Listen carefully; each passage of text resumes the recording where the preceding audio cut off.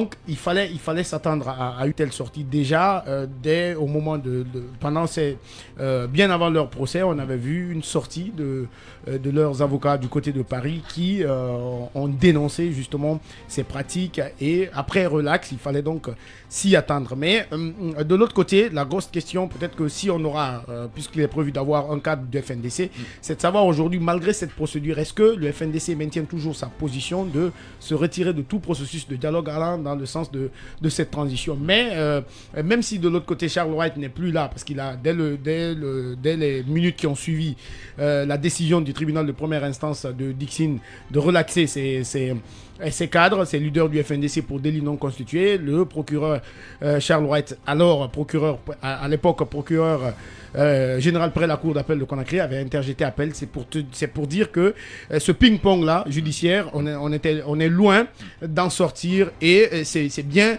la loi permet aux leaders du FNDC, au FNDC, de porter plainte contre Charles Wright parce que tout simplement ils estiment que leurs droits ont été violés.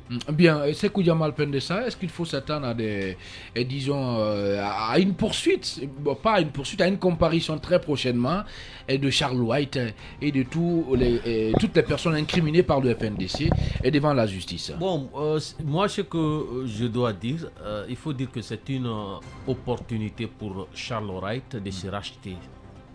Pour une bonne Parlez un peu raison. plus fort, oui. Vous savez, au lendemain de ces actes de barbarie sur les acteurs du FNDC, il a fait une déclaration dans laquelle Charles n'a pas pris le soin de condamner ces violations des droits de l'homme. Vous comprenez? Et c'était une occasion qu'il a ratée à l'époque. Donc si aujourd'hui ils ont décidé de porter plainte, c'est de faire en sorte que ces gens-là, si ils ne cautionnent pas ce qu'ils ont fait, qu'ils comparaissent. Vous comprenez? Je rappelle de passage que le même FNDC avait porté plainte contre les Fabou et je ne sais pas qui d'autre pour les mêmes faits. Et ils ont été condamnés, vous vous rappelez, sous ce CNRD-là. Donc, c'est la même chose qui doit se passer. Et puis, bien entendu, lui aussi, peut-être tôt ou tard, il devra se soumettre à la procédure parce que c'est lui qui avait donné l'ordre sur les antennes de Fumission. On l'avait écouté dire qu'il a demandé à ce qu'on les arrête. Et il avait essayé de défendre maladroitement du fait qu'il avait le droit de s'auto-saisir de ce dossier alors que ce n'est nullement le cas. Il y a en droit ce qu'on appelle le principe de retenue judiciaire ou des principes. Ils sont nombreux ces principes. Parmi ces principes, il y a le fait que tu ne peux pas t'auto-saisir d'un cas, d'un dossier pour injure publique si on ne vous a pas saisi, sauf quelques exceptions comme outrage au chef de l'État. Eh bien, on va partir sur le terrain à présent pour retrouver M. Biloba.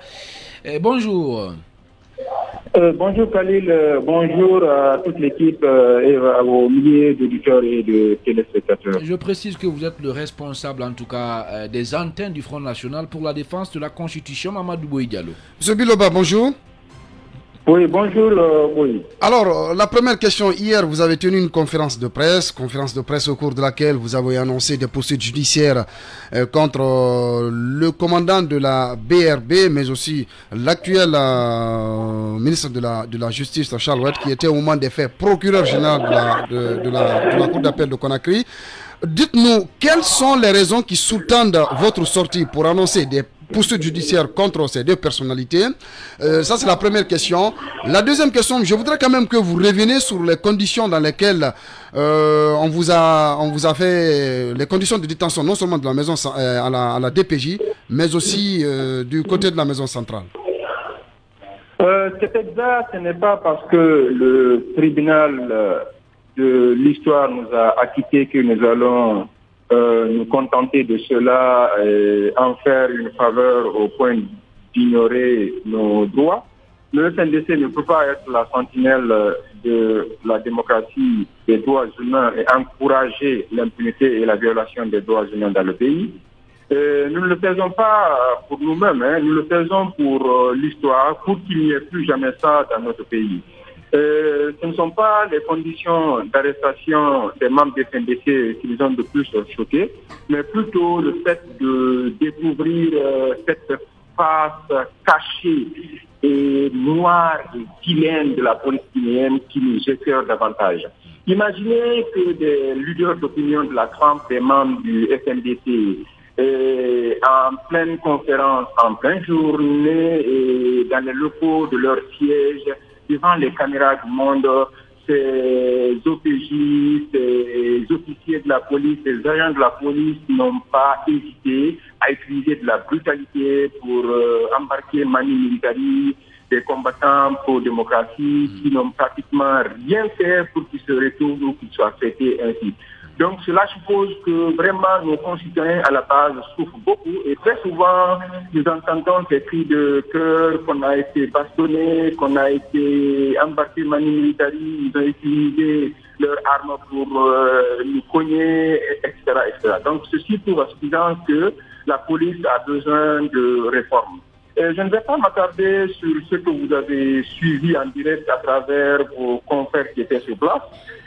Notre intervention sera axée sur l'analyse que nous-mêmes nous faisons de l'arrestation et apporter quelques précisions d'éclaircissement de la lanterne de l'opinion nationale.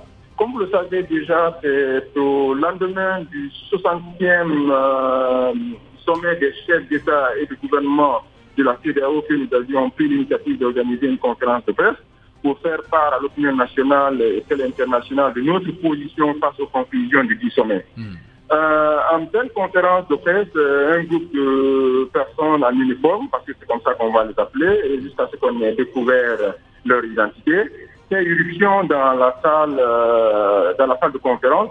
Connaissant nos droits, nous leur avons demandé aussitôt de présenter leur badge, mais aussi leur mandat, et c'est par cela nous avons compris qu'il y a un commanditaire de la violence et de l'humiliation qu'ils ont infligé aux membres de FNDC. Bilo, on a compris toutes ces péripéties. Moi, je voudrais vraiment que vous reveniez un peu sur les conditions de vos auditions au niveau de la DPJ, par exemple. Parce que, plus bref. Voilà, après vous avoir pris au niveau de votre siège, on vous a conduit directement à la DPJ. Là-bas, les conditions d'audition, comment est-ce que vous les avez trouvées? Expliquez-nous, revenez-nous sur cela, s'il vous plaît. En fait, lorsqu'on est arrivé à la DPJ, mais il y a nécessité d'abord de vraiment partager cette information au niveau de l'opinion, liée aux conditions de transport, ou plutôt de déplacement du FNDC vers la DPJ. Lorsque nous sommes arrivés à la DPJ, nous avons été effectivement aussitôt auditionnés au moment où nous réclamions l'accès à un médecin, parce que moi déjà j'avais la lèvre supérieure pendue et une partie de ma dent cassée.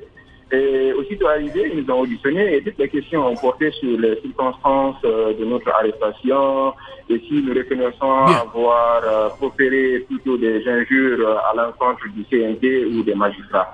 Donc bref, après cela, nous avons passé la première nuit à la DPJ, couché sur des nattes dans les bureaux de leurs locaux, et le lendemain, nous avons aussitôt été présentés devant le tribunal de victimes pour le procès.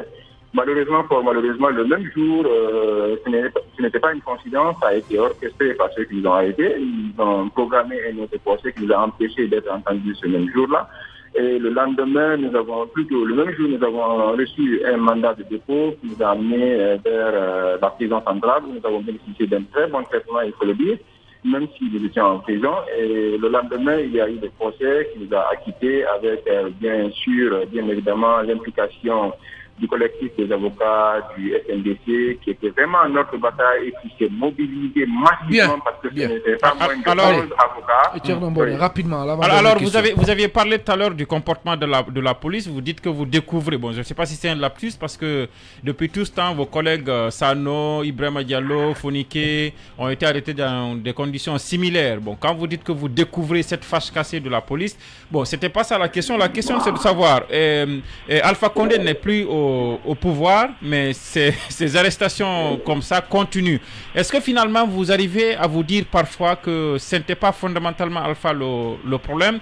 Et est-ce que vous regrettez le fait de retirer le nom de Bala Samoura, qui était quand même commandant régional de la gendarmerie de Conakry pendant les répressions sous Alpha Condé, et le nom de colonel Doumbouya, qui était quand même à la tête de l'unité spéciale, les forces spéciales? Est-ce que vous regrettez finalement le fait de retirer les deux noms sur votre liste de personnes que vous accusez de crimes de sang? On est cohérent et conséquent envers nous-mêmes et tout ce que nous entreprenons, nous l'inscrivons dans le temps et nous sommes des combattants pro-démocratie qui sont patients, qui sont convaincus de ce que nous sommes en train de mener comme lutte et toutes les actions que nous menons, nous sommes persuadés que ça paiera un jour. Et lorsque vous faites allusion au cas Alpha Condé, nous ne sommes jamais attaqués au bilan de M. Alpha Condé. Tout ce qu'Alpha a eu à faire, c'est le fait d'avoir trahi le peuple de Guinée en s'attaquant aux intangibilités de la Constitution et en voulant... Nous parlons là des conditions d'arrestation. En fait, nous parlons des arrestations, les arrestations de cette sorte sans envoyer de convocation. Amadou Diouf a été... Vous-même, je vous ai écouté à l'entame de l'émission, vous étiez en train d'interroger le bilan du CNRD. Je vous renvoie à la même question et je mets les Guinéens au défi qu'ils puissent me sortir un seul secteur de l'administration du CNRD qui est réussi, quoi que ce soit. Nonobstant les quelques rares couches cosmétiques de goudron parcellées à Donka et à Korekaria, nous n'avons rien constaté comme progrès par rapport au CNRD après 10 mois après la prise du pouvoir par le CNRD. Donc je ne vais pas revenir sur cela. C'est pour cela que nous estimons que le CNRD a déçu. Le CNRD ne sait même plus quoi faire de cette transition et l'idéal serait pour eux de trouver un calendrier et accélérer leur départ pour le retour à l'ordre constitutionnel. Alors Biloba, est-ce que le FNDC continue à maintenir sa position de retrait de tout processus de dialogue malgré que le tribunal de l'histoire, comme vous le dites, vous a relaxé? Nous n'en faisons pas une affaire personnelle. Nous n'allons pas bloquer l'avenir de tout un pays à cause du fait qu'on a été violenté ou victime d'agression. Nous sommes au-dessus de tout cela. Nous savons qu'il y a une même gloire qui a été à la base de ce qu'on a vécu ce jour-là parce qu'il était dans l'émotion et dans l'excès de zèle. Ce n'est pas pour autant que nous allons bloquer le dialogue ou se retirer du dialogue. Si les conditions idoines pour la mise en place d'un cadre de dialogue sincère sous les auspices d'un médiateur qui a été déjà désigné, qui vient de la CEDEAO, nous allons accepter de nous associer pour faire en sorte que la Guinée réussisse à sortir de cette transition. Mais qu'on ne se leurre pas, qu'on sache que le CNRD ne nous apportera rien mieux que Alpha Condé si ce n'est d'organiser les élections et quitter au pouvoir. Et alors qu'ils ont été incapables même de trouver de carburant. À chaque fois que tu vas maintenant dans une station, tu es obligé de faire mieux que ce que tu avais l'habitude de faire parce que tu n'espères pas trouver demain quelques gouttes de carburant dans la station. Voilà, Biloba, responsable des antennes du FNDC. Dernière question, Diana. Oui, monsieur Billo, aujourd'hui, Charles Wright est ministre de la Justice quand même. Est-ce que vous croyez à l'issue de cette plainte? Je n'ai pas compris la question. N'est-ce pas une utopie en fait de penser à l'aboutissement de cette plainte contre le sieur Charles Wright et Jean Soiré, je crois? Ce n'est pas une utopie. Nous sommes des hommes de conviction et nous savons que la justice guinéenne ne se limite pas à un ministre de la justice et que la justice guinéenne est en train de réussir à s'affranchir du joug de l'exécutif. Ce qui fait qu'au moment où Charles Wright était procureur général, lui-même, parfois, il refusait certaines décisions de son ministre. Ce qui suppose qu'il y a possibilité pour nous d'avoir d'autres magistrats, d'autres avocats, d'autres juges qui ont la trempe de la grande personnalité pour pouvoir vraiment tenir tête et pouvoir dire le droit comme ça se doit pour qu'ils puissent aussi s'inscrire dans l'histoire de notre pays de la bonne manière. Voilà. C'est un hommage rendu par Fonike Mangué aux jeunes de l'Axe. Il écrit ceci: hommage et reconnaissance aux camarades de lutte citoyenne communément appelés jeunes de l'Axe. C'est des jeunes qui ne sont ni pour Paul, ni contre Pierre, ils sont pour la démocratie et ils sont hostiles à l'injustice. C'est pourquoi ils sont mes frères et valeureux camarades de tous les temps. Je les porte quotidiennement dans mon cœur, je partage leurs préoccupations, je les soutiens et je les aime sans cesse, ni fin. Écrit le coordinateur du FNDC, Front National pour la défense de la Constitution. Poursuivant, il indique: le présent parle de votre bravoure, chers camarades, et l'histoire témoignera de l'esprit de sacrifice dont vous avez toujours fait preuve. La future génération, sans aucun doute, s'inspirera de vous. Mes hommages également à tous les camarades des 4 coins du pays, à l'étranger, connus et inconnus de moi, qui se battent chaque jour pour l'émergence de notre pays. Je n'oublierai jamais les avocats pro-démocratie et les magistrats de valeur de notre pays qui se battent chaque jour pour redorer l'image de la justice de notre pays. Mais reconnaissance également à tous ces nombreux Guinéens épris de justice, hommes et femmes, qui se sont indignés du traitement dégradant et inhumain dont ont fait l'objet. Sans oublier toutes les institutions internationales, régionales ou sous-régionales qui ont pris la parole pour s'indigner de l'injustice et violence qu'on a subie. Le combat continue et cela en permanence jusqu'à ce que la démocratie guinéenne et l'état de droit triomphent. Par ma voix et celle des membres du FNDC dont j'ai l'honneur de diriger, les citoyens pro-démocratie guinéens vous disent merci. C'est à côté de ça que j'exige la libération et sans délai de tous les camarades qui ont été arrêtés pour exiger notre libération. Je n'oublie pas tous les blessés des violences policières qui ont besoin d'une prise en charge. Je le dis et j'insiste là-dessus, le CNRD reste et demeure l'unique responsable de ces malheureuses situations que vit notre pays depuis un moment. Je conclus par cette citation du révérend Dr King qui dit « Une injustice commise quelque part dans le monde est une menace pour la justice dans le monde entier. » Une fois de plus, le combat continue jusqu'à la victoire finale, et cela, quel que soit le prix.